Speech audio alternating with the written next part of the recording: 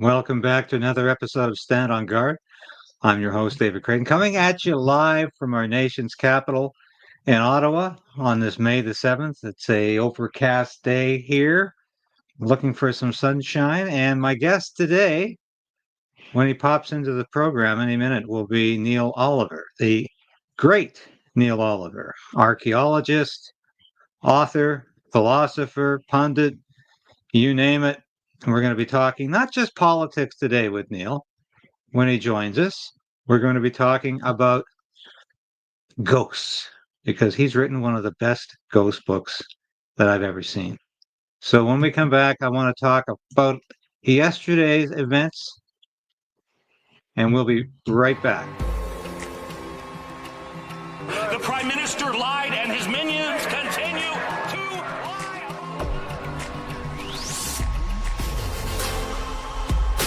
We need political change. But we also need to resolve to resist.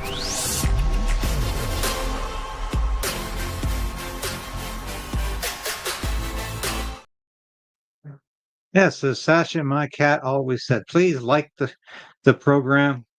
Please be a part of this broadcast. It's a blessing to have you. It really is. And we appreciate you so much. And I'm just waiting for Neil to get online here, but wanted to share a couple of things with you here. We're very happy. I gave a sweatshirt or hoodie to my good friend Tamara Leach quite some time ago, and I kept saying, Tamara, we're still waiting for that picture of you with our Resolve to Resist hoodie, and she's done it. We just got this picture. So if you haven't visited our store lately, I encourage you to do so. And we've got some great merchandise there.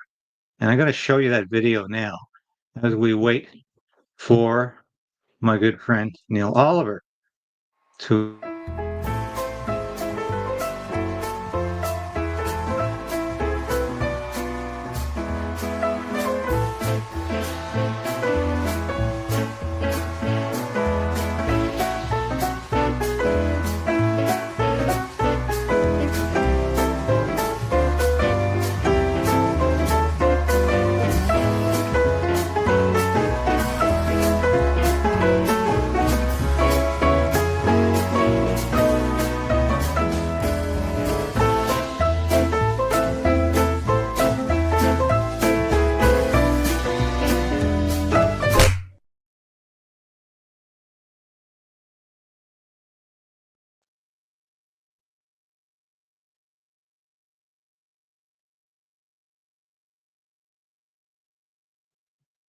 Yes, and of course, we're so happy to have this material on here. I just want to show you a brief clip here from yesterday. Thank you very much, everybody. It's a great honor to have Prime Minister Mark Carney with us. As you know, just a few days ago, he won a very big election in Canada. And I think I was probably the greatest thing that happened to him, but I can't take vote credit. His party was losing by a lot, and he ended up winning. So I really want to congratulate him. It was probably one of the greatest comebacks in the history of politics, maybe even greater than mine.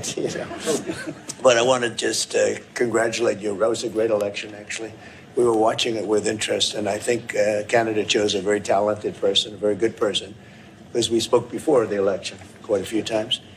And it's an honor to have you at the White House and the Oval Office. And you see the new and improved Oval Office as it becomes more and more beautiful with love. We handle it with great love.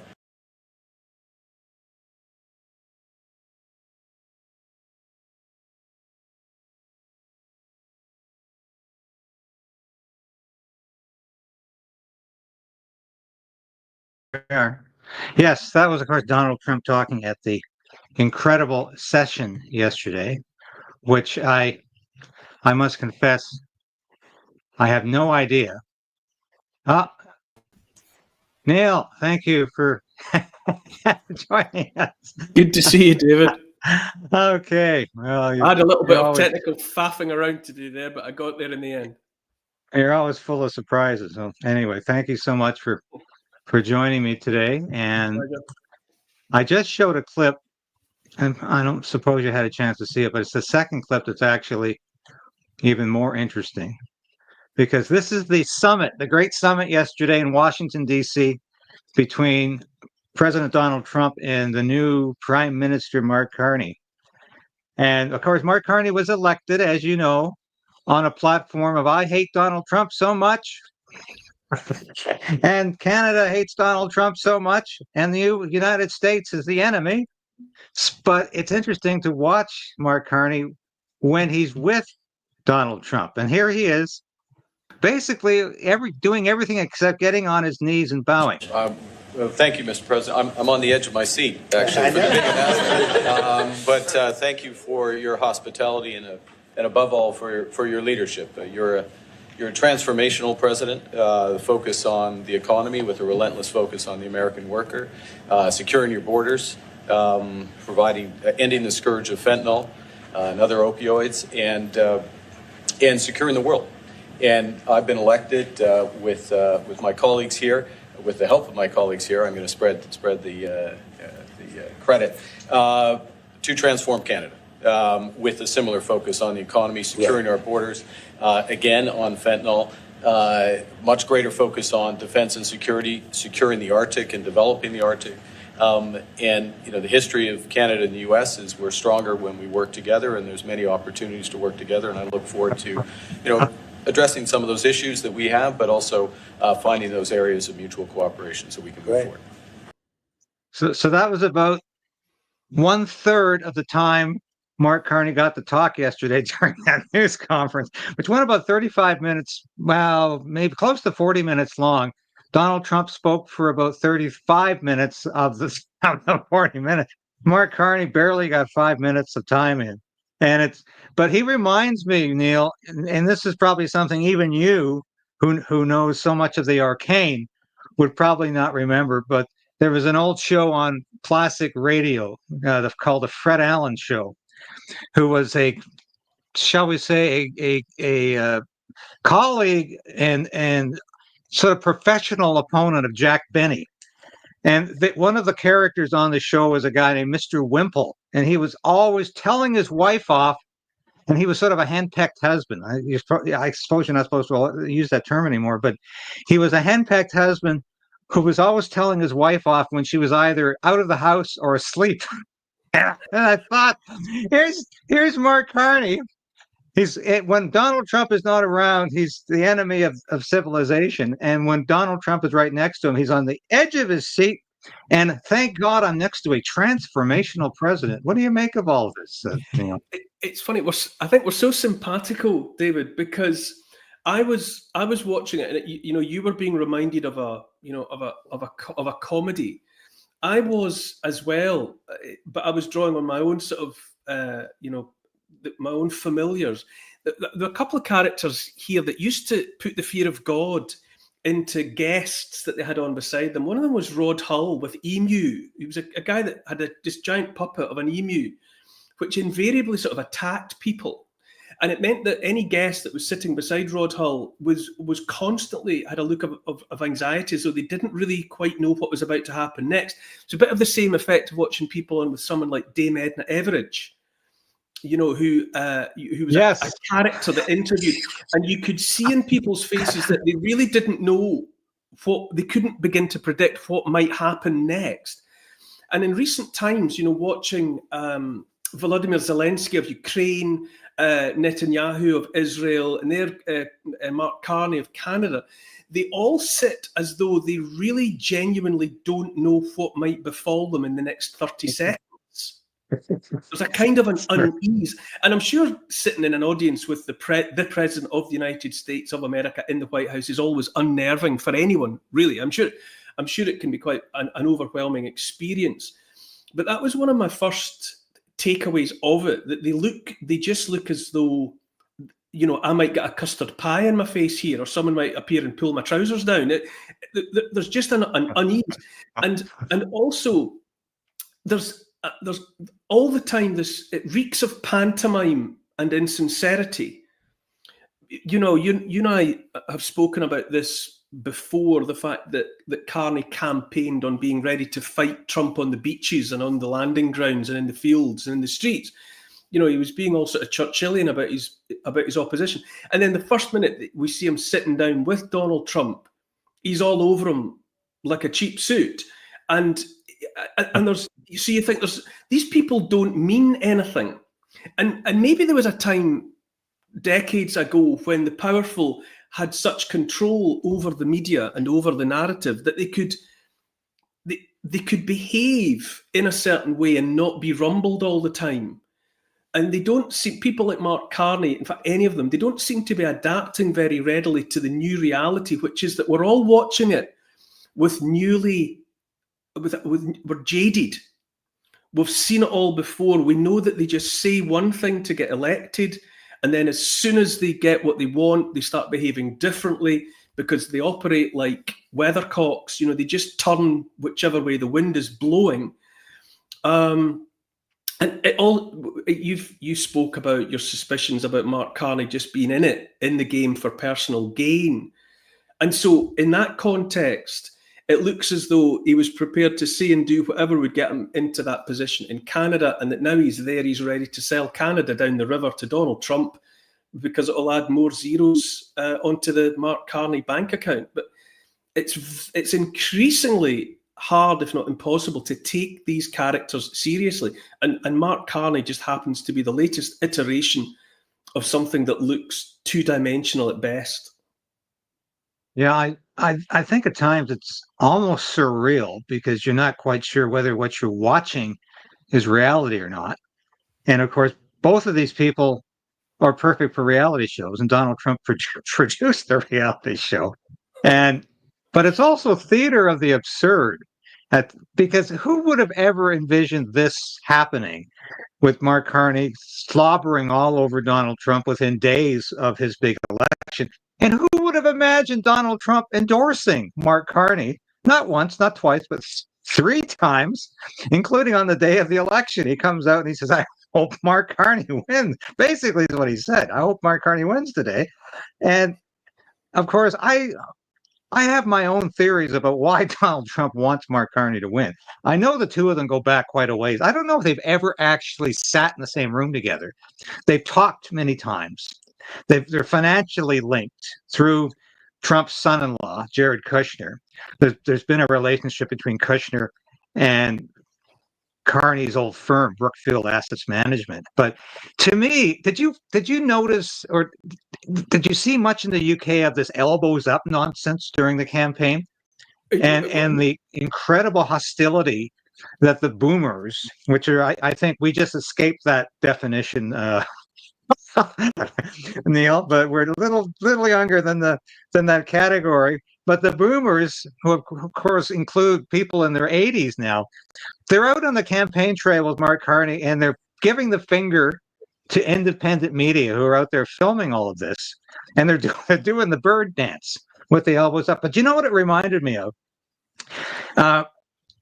You can't really see it in the book, the Orwell's 1984, but especially in the 1984 movie, which was a remake of the 50s film with Richard Burton, and I can't think of the other lead at the moment. It was Richard Burton's last film, but they have that 2-minute hate in the theater, and it's described by Orwell in the book. But when you see it in the movie, it looks literally like what the liberals were doing during the campaign, because they're all getting revved up about how much they hate Donald Trump, and they're doing the elbows up. And it's exactly like in this movie where they've got their arms literally in the air, and it's like a release of hatred. And I just thought, this is like literally emblematic of how Orwellian politics has become, not only in Canada but in the UK as well. But I suppose then it does always feel now as though we're in the presence of cults. I did say cults, and therefore cult leaders, and that the only thing that's required, rather than listening to a philosophy or reasoned argument and relating to a supposed leader on a personal level, it has evolved or devolved into just the worship of a cult leader. And so things like, I mean, you're talking about that elbows up thing. Yeah, I know the thing. Is it not supposed to originate from like hockey? Is it not like a movement to protect yourself on the Yes. ice? Yeah, I think it is. But in any event, it's something that has been just acquired as a performance and a way of, in the same way that, you know, during the COVID debacle, you know, wearing a mask just became performative because it was clearly pointless and clearly ineffectual and possibly damaging for your health, far less protecting you or anybody else. But it was a way of demonstrating what cult you belonged to. I am of the mask-wearing cult, and that makes me a good person, and so on and so on. And people are increasingly, they don't have anything to say. There's nothing worth listening to, so they just physically demonstrate their belonging. It's like football colours or anything, or having a tonsure to show that you're to show that you're part of the you know the religious community, and so on and so on. But I think while it's easy to laugh, and we do laugh, and we are laughing now at the antics, there's at the same time there's something deeply unsettling about it. Because you can't reason with people that are operating in this way. You know, where it's not about doing something because it's right and not doing something because it's wrong. It's all just about obeisance. It's all just about observance. It's all just about being seen to perform the rituals, and that's enough. You know, you don't have to be able to make an argument. You just have to be seen to be obeying and observing the rules of whichever cult you're a part of.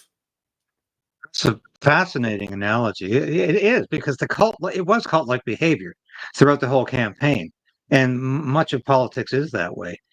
Now, Carney has promised obliquely to revive the Online Harms Act here in Canada, which we've talked about at length, which of course has a hate speech or thought crimes component in it, which makes it, I think, unique in the democratic world. It's a heinous bill. It was a heinous bill. It died with the last parliamentary session, but I think Carney will probably try to revive it. He's talked about misinformation and disinformation, just like every other good liberal and woke politician. But you've got your own problems in the UK with this sort of legislation. And I was reading that 12,000 arrests a year under your own basically anti-free speech legislation in the UK. And a lot of this occurred, of course, during these protests where judges were talking to people who just simply put internet posts up like they were mass murderers. And I did a number of stories about these poor individuals who were getting like 5-6 years in prison for writing things, supporting a protest, and judges were castigating them from the stand as if they're the lowest life, like they were rapists and murderers. Whoops, shouldn't say that word. Like they were SA offenders and they were killers.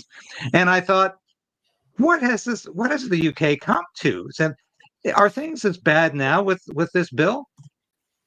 It's so dangerous, David, because we need a society, one way or another. It's predicated upon people consenting to be governed, and the quid pro quo is that they take seriously the people that are drafting legislation and enacting legislation and so on. There has to be a fundamental trust there that you're dealing with serious people who have in mind the greater good. This kind of behaviour on the part of those who empower themselves essentially to draft legislation, enact legislation, and then prosecute people and punish people for breaching that legislation, when they behave in ways that are objectively ridiculous, that way chaos lies. because we govern any functioning society. The mass of the population has to govern themselves, because, you know, short of having enough, you know, foot soldiers, you know, sort of one for every one foot soldier, one, you know, one brown shirt for every citizen, you can't enforce in that way. And once people have withdraw their consent and cannot and do not take seriously legislation, then that way the fragmentation of society lies. You know, in that way, the essentially the optical illusion of a functioning civilized society just collapses like a desiccating sandcastle on the beach after the tide's gone out. It's unsustainable. So it's very, very dangerous. And yes, we do have it here in Scotland, courtesy of the devolved administration in Edinburgh. There was a time, I'm not even sure where it's gone exactly. These things that go away by themselves generally come back by themselves. But it was proposed that a person, I could be sitting at my dinner table with my family tonight, and I might say something, you know, in the privacy of my home, and that one of my children might repeat it outside. And maybe a teacher hears this being said, that Neil Oliver said this in his house, and I could have been liable for prosecution based on something that I said in private, you know, within the four walls of my home. Now, as I say, that essentially went away, but that is a glimpse of the extent to which these legislators want to get inside our heads. You know, they want to be able to convict people of pre-crime in the way of that Tom Cruise movie, I think it was Minority Report, or whoever it was. But in any event, that idea of being able to see that someone was about to do something wrong, and rather than let that happen, that you would move on them and arrest them, try them and convict them before they had the chance to commit the crime. You know, that's the direction of travel. And all of it is about, it all comes back to the same thing. It's because the arguments are no longer there. The would-be powerful, the powers that ought not to be, they cannot make the case anymore. They have literally reached the point where all they can do in the manner of an exasperated parent in the face of a toddler is say, I'm not going to talk to you about this anymore, just do as you're told. And we all know that doesn't work. You know, ultimately that doesn't work. And we are living in dangerous times. And sometimes I think I'm laughing at the antics of these people, but I can also hear in my own laughter a kind of hysteria, because I also sense that something is passing the point of no return, you know, when it comes to the maintenance of a functioning society. Yeah, I think perhaps we have come to that point of no return. One of the disappointments for me for the Liberals winning this election last Monday, April 28th, and the Conservatives losing, was that the Conservatives under Pierre Poilievre had pledged to defund the Canadian Broadcasting Corporation, which has been an objective of mine for decades. I've argued for it in thought, word, and deed, but I've argued for it in speeches I've done, in articles I've written, in papers I've actually written, and promoted with conservative MPs over the years, and it all came to nothing. Nobody really wanted to talk about it. And suddenly Pierre Poilievre comes on the scene, and he pledges that we're going to defund the CBC, $1.4 billion a year. And I said, hallelujah. And subsidies for other media, because we don't want media in the bag. But of course, Donald Trump, as I never tire of saying, didn't want Pierre Poilievre elected, and he has a real problem with Pierre Poilievre. And I have suspicions as to why he has that. It seems to be a very personal thing. But ironically, within days of Pierre Poilievre not being elected, Donald Trump announced that he was defunding National Public Radio and public broadcasting in the United States. Not eradicating, just defunding. And together, those two agencies are essentially a correlation of CBC, radio and television together. So this was an irony for me that we were denied that in Canada while Donald Trump went on and continued to institute his policies in the States. And I see a real bifurcation here between what Donald Trump is doing on his left hand and what Donald Trump is doing on his right hand. And at the same time that he's completely abolishing a lot of DEI policies, diversity, equity, and inclusion policies, and he's slashing spendings with the Doge. He's interfering in Canadian elections on the one hand, and his talk about Ukraine has become absolutely sporadic. And I had Colonel Douglas Macgregor on my show a couple of weeks ago, and of course, Macgregor was the first one to say, "There's no way Ukraine can win this war, and it's over. Let's stop funding this war." And it is completely infeasible to think there's going to be a Ukrainian victory in this. And the longer we keep the war going, the more Ukrainians are going to be dead. So Macgregor is fond of saying Donald Trump generally echoes the opinion of the last person he talked to. And I'm wondering, what do you make of the foreign policy of Donald Trump right now? Because he's backtracking on Ukraine as fast as possible. Yesterday, they announced they would be again sending arms to Ukraine, only defensive, mind you, but of course it'll keep the war going and it'll keep the killing going. And he's dangerously close in the Middle East to supporting Israel in an airstrike against Iran. And this is a guy who campaigned on no more foreign wars. And I'm very disappointed. It's one of the reasons I was very supportive of Donald Trump.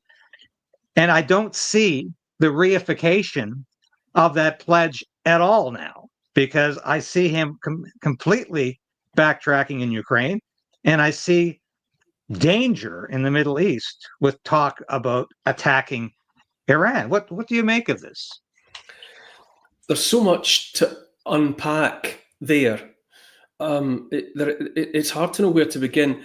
I think, for one thing, more sage observers than me have said that the president who campaigns on the peace pledge always wins, because it is what most people want to hear, and it's got a long tail on it. That Woodrow Wilson campaigned during the First World War about promising to keep America out of that European war. And then once he was in office, he declared that a state of war existed between America and the Axis powers, and then FDR campaigned on a peace pledge, and then obviously America ended up in the Second World War, and Donald Trump campaigned and said that and there's plenty others in between those three, but Donald Trump promised to get the United States of America to bring that war to an end, to bring the Ukraine war to an end. He boasted that he could do it overnight. Just going to make a few phone calls or send a few emails, and that would be an end of it. And of course, here we are. We're 100 days into Trump's presidency, and he's being and the war's still there. I think Donald Trump's wheels are spinning in the sand. Either the gears cannot engage, the clutch is gone, or for whatever reason, it's just making a lot of noise and not going anywhere. I don't think the US has a foreign policy, really, bar that which is decided for it in the Knesset. After all, Donald Trump is only one man. He's only one president, and he's inherited what he's inherited. The United States of America did everything it could to make the war happen in Ukraine. There were machinations, there were NATO drills, and with US involvement, preparing for action in Ukraine, right back in 07, 08. Colonel Douglas Macgregor talks about that. You've heard him, I've heard him. The coup after Maidan in 2014 was US led. We know that with absolute certainty. Biden then inherited that situation and perpetuated it, sending all the arms and all of the rest of it and supporting Zelensky. And obviously Biden was milking it for personal gain via his son and so on, and with these dodgy business dealings in Ukraine. of course, as Douglas McGregor has pointed out, all through that long history, Donald Trump didn't have much, if anything, to say. He wasn't opposed to the war in Ukraine, but until latterly, while he was campaigning, he started promising that he would promote rapid peace in that part of the world. And he had what credibility he had. And it was worth listening to him when he said, this is not my war. I don't want it. I would never have got into it. And as soon as I'm in the White House, I'll end it. That there was a credibility to that and an authenticity, it seemed, in the tone of his voice. But now we're 100 days into his presidency, and peace being doled out by the US and the White House and Trump seems as far away as it ever was. And I think a cumulative effect of all of that is that Putin presumably sees little or no reason to take Trump seriously.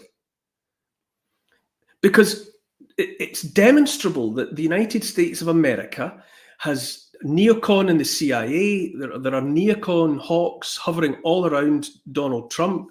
As you say, he appears to be inclined to speak as he has heard from the last person that had his ear.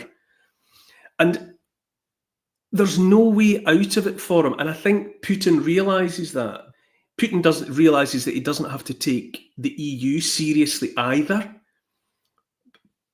America, Donald Trump, as Douglas McGregor often says, either does not realize and certainly does not accept that the years of US hegemony, US unipolar control of the world, if it was there, it's long gone now. And Russia doesn't need to take America seriously, and China isn't taking America seriously, and America is not adapting to the multipolar world. And I think Donald Trump at the moment realizes that he's holding a parcel, in a game of pass the parcel, and he's powerless to do anything with it. Yeah, I have to concur, because this is the same man. If you play clips from him during the debate with Joe Biden, where he's demanding the United States stop funding this war in Ukraine, and recently at Meet the Press, where he's saying, if not for me, Russia would be overrunning Europe. And of course, that's the narrative that these crazies on the left and throughout Europe have been using since this war began. Putin somehow wanted to go to the gates of Paris after all this, and to me it's insane. In this situation, with America behaving as it is and with the EU behaving as it is, why would Putin see there being any point in leaving a rump of Ukraine behind that, as we all know, would just become some kind of US-funded pain in the backside for him? Why would he leave that there? Putin might as well absorb all of Ukraine. What would he gain? What would he gain in the short, far less the medium and long term, out of leaving that an uncontrolled rump of it behind? But yes, as I say, Trump sounded credible when he said, "This isn't my war. I don't want this war. I didn't start this war, and I would be rid of it as soon as I could possibly be." But the fact that he's 100 years in and he's still got it, and he's being bellicose enough to say, if we don't stop Putin now, he'll run through Poland and all of the rest of it. He has just become like all the rest. He had an opportunity there. He had a narrow window of opportunity to be different and do something different. But to be fair to the man, I suspect he's powerless. I think the juggernaut of neocon hawkish US behavior is unstoppable by him or by anybody else.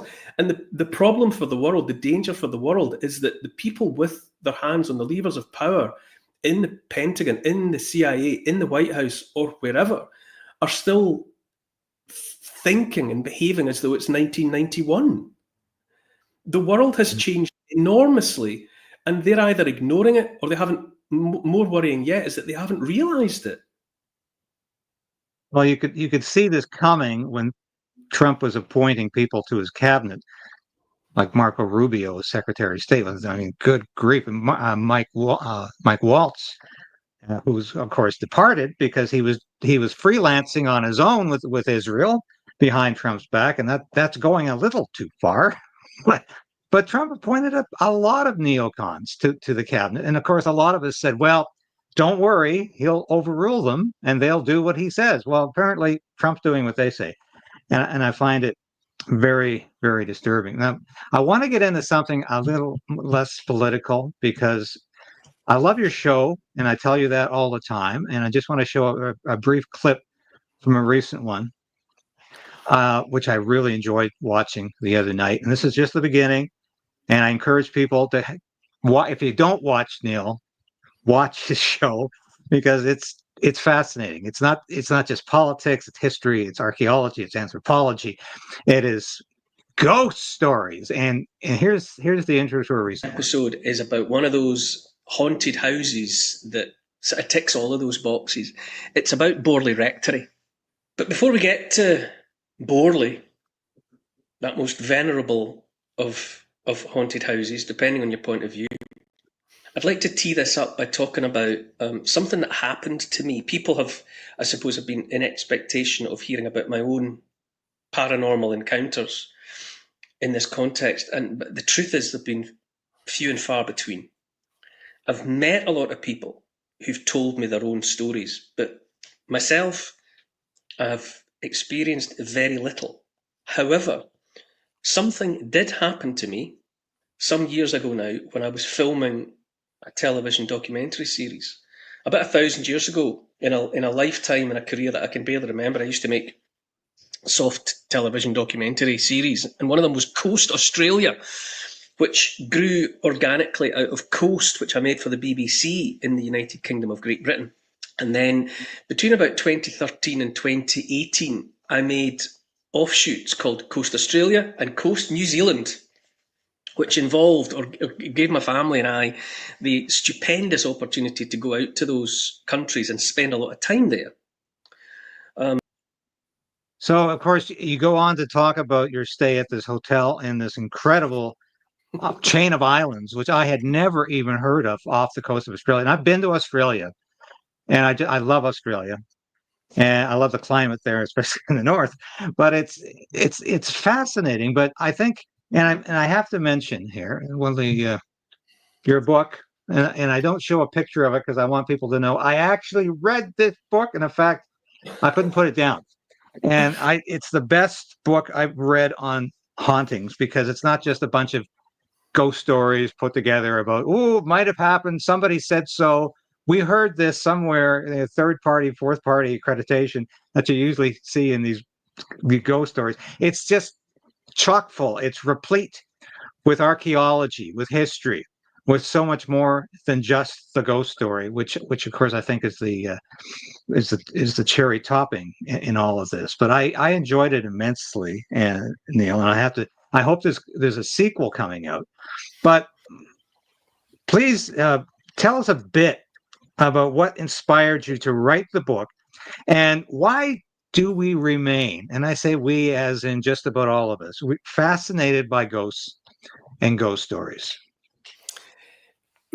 Really, all sorts of reasons. I think, like many people, if most people, the possibility of, the survival of some aspect of a soul or a personality after death, it's intoxicating, and it's what anyone who's loved and lost, it's part of, it's a natural response to it, and there are many reasons, many ways in which you could just dismiss the very idea, but my inspiration for doing it was because of the kind of television that I used to make.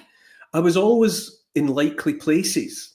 I was in battlefields, ancient historic battlefields. I was in chamber tombs and burial chambers. I was in ruined castles. I was in graveyards, stately homes, all the sorts of places that you just associate with haunting. And times without number, I would be, when you're on a filming day, we'd very often have a guest along for the day who was there to tell us some particular bit of history or to relate some or other anecdote. And it takes forever when you're filming, especially outdoors, because you're waiting on the light, you're waiting on weather. It's very protracted. So I would, as the host, I would always end up being the person who was standing talking at length to this person off camera. We weren't being filmed. We were just waiting for the light to be right or whatever. And it's such a long period that people start offering up all sorts of stuff because you've got to keep talking.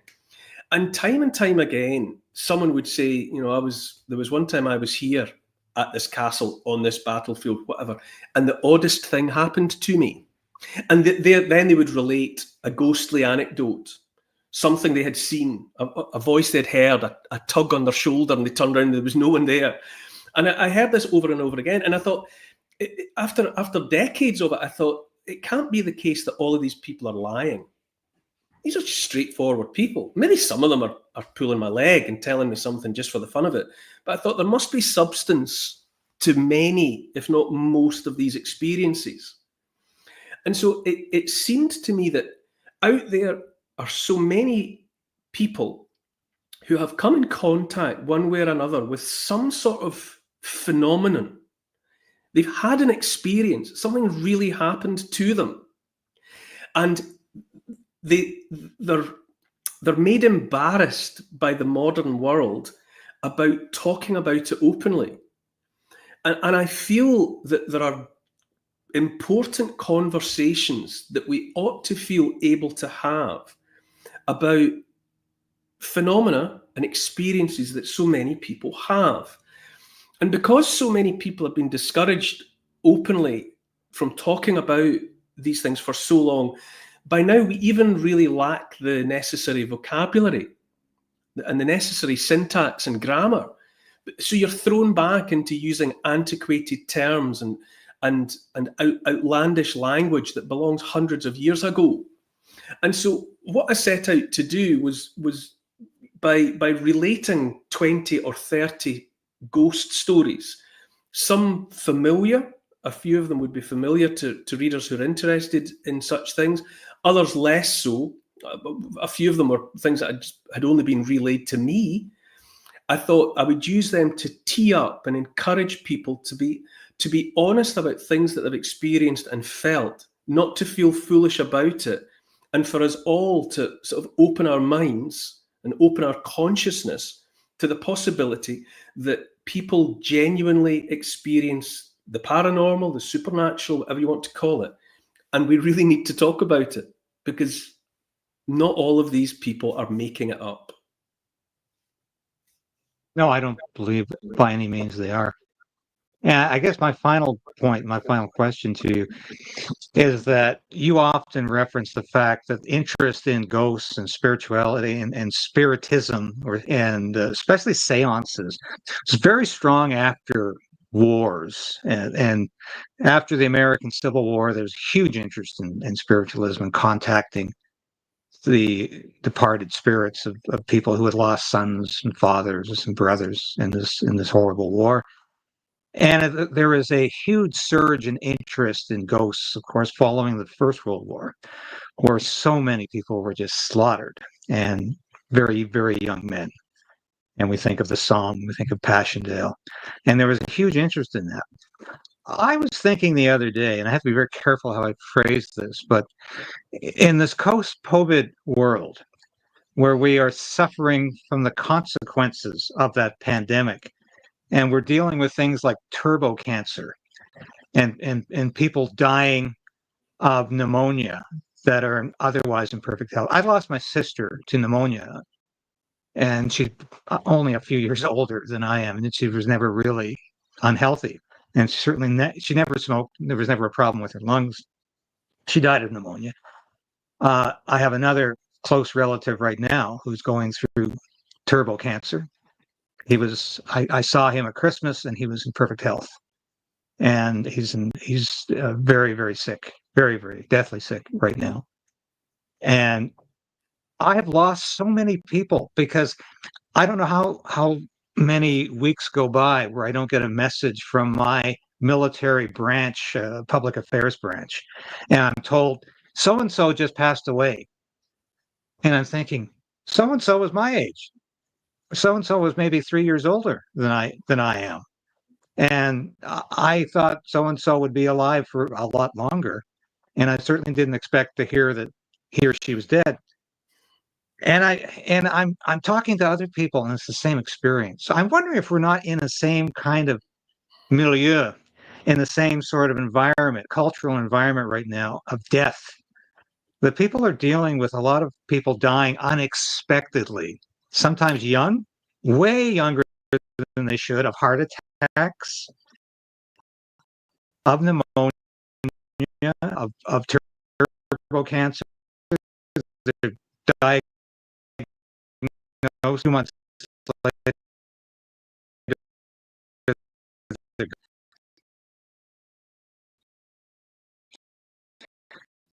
It's not the same as a war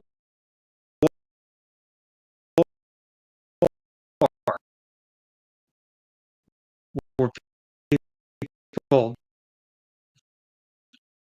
know going into danger and they might be dead, might not come back. There's been another kind of war, and another kind of story, but I think the effect on our has been the same. It's almost with the possibility that or your neighbor or his or her life. Aspects to that, it's in less 21 of war in Vietnam. So there's obviously following a certain medical into that we will see no more, for obvious reasons. But I look around me all the time about how we look around. We see so many people. We seem to see around us to look as well as they do. You become aware of something going on that's demanding of questions.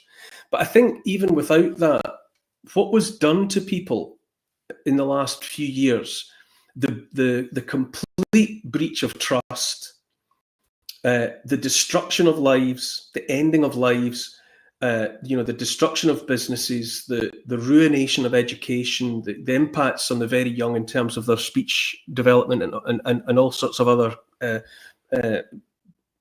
aspects that play on their cognitive development. For many people, same time the world was turned upside down. Now, a conflagration like the First World War turned upside down the lives of hundreds of millions of people all at once. And obviously the COVID debacle, the pandemic, the lockdowns and all of the rest of it, the massive transfer of wealth from poor to rich, it turned people's lives upside down. It ended the trust that many people had in the institutions and the agencies that they had believed erroneously were there to protect them.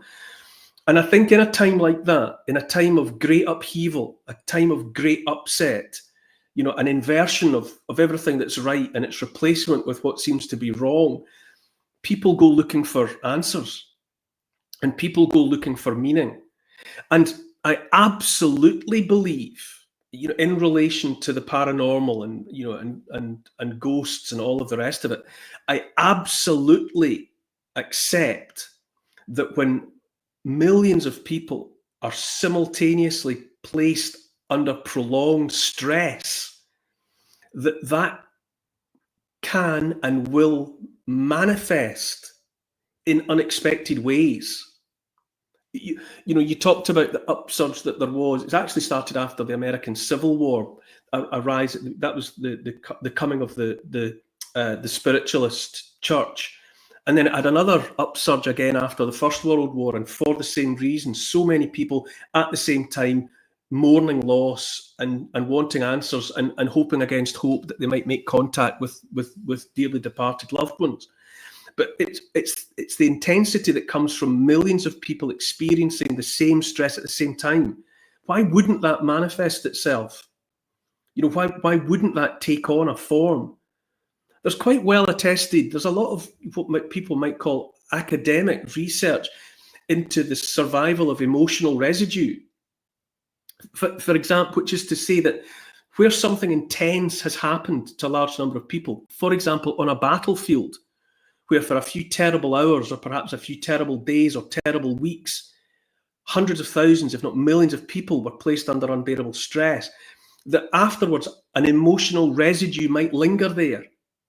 That it might, a bit like perfume left in a room after the person wearing it has walked out, or a person smoking a cigar walks out of the room, but you walk in after them and you can smell the perfume, you can smell the cigar smoke. Why wouldn't there be emotional residue left behind by great events that not all people, but some people, depending on their frame of mind, might subsequently encounter or catch a glimpse of or share empathically? You know, I think all of these things are perfectly reasonable to suggest, and they're certainly demanding of investigation and consideration. And I think just chasing everyone that has an otherwise inexplicable experience to the edges and forcing them to be quiet about it is counterproductive and denies us access to a whole realm of what might be very, very revealing and opening information and experience. Well, I think you answered that with your usual eloquence, Neil. Thank you. Thank you so much for joining.